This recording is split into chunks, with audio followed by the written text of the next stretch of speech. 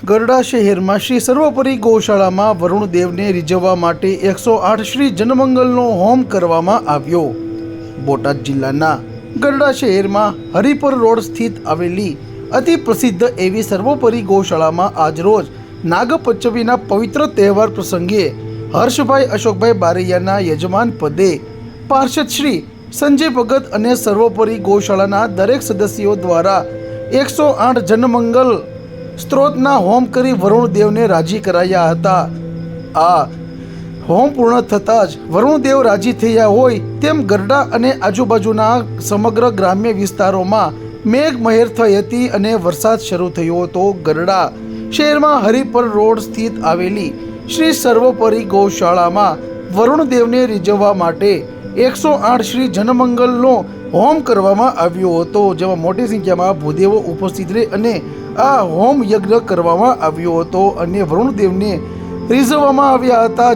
જેમ કે વરુણદેવ રાજી થયા હોય તેમ ગરડામાં આજે યજ્ઞ પૂર્ણ થતાં જ વરસાદ તૂટી પડ્યો હતો। મારું નામ સંજય ભગત છે। સર્વોપરી ગૌશાળાનું સંચાલન કરું છું। ગુજરાત પ્રદેશ પ્રમુખ છું ગૌરક્ષક કમાન્ડો સુરક્ષા ફોર્સમાં।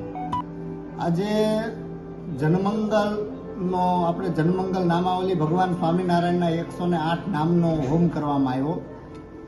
108 વખત જનમંગલનો 108 નામનો હોમ કરવામાં આવ્યો, કેમ કે અત્યારે સર્વોપરી ગૌશાળાની અંદર 100 જેટલી ગાયો છે અને સર્વોપરી ગૌશાળાની એકદમ નજીકમાં જ તે બહુ મોટું વીડ આવ્યું છે ગાયો માટેનું અને આજુબાજુના 4-5 ગામના બધા ગાયો ત્યાં ચરવા માટે આવતા હોય છે, પણ હમણાં ઘણા ટાઈમથી વરસાદે લંબાયું એના લીધે ખડ બધું વહી ગયું હતું।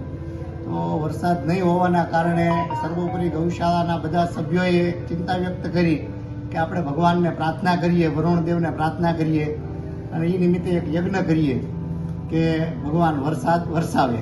અને આજે શ્રાવણ મહિનો અને નાગપંચમીના દિવસે યજ્ઞ કરવામાં આવ્યો અને યજ્ઞમાં ભગવાન વરુણદેવ રાજી થયા અને આજ ખૂબ સારો એવો વરસાદ ગરડામાં થયો, એટલે અમે એનાથી બહુ રાજી થયા। ભગવાન સ્વામિનારાયણ પણ બહુ અમારી ઉપર રાજી થયા।